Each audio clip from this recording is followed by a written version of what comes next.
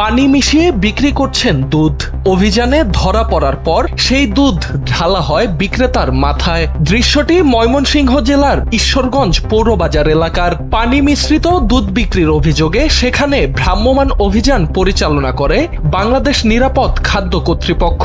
18 ফেব্রুয়ারি বিকেলে ক্রেতাদের অভিযোগের ভিত্তিতে উপজেলা নিরাপদ খাদ্য পরিদর্শক বেদিনা আক্তারের নেতৃত্বে এই অভিযান চালানো হয়।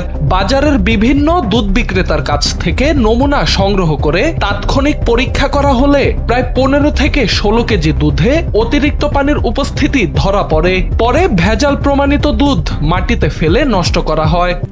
RICL TMX, যুগের পর যুগ স্থাপনা থাকে মজবুত।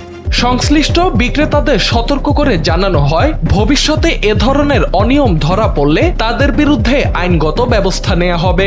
নিরাপদ খাদ্য নিশ্চিত করতে এ ধরনের অভিযান নিয়মিতভাবে পরিচালনা করা হবে বলেও জানান সংশ্লিষ্ট কর্মকর্তারা।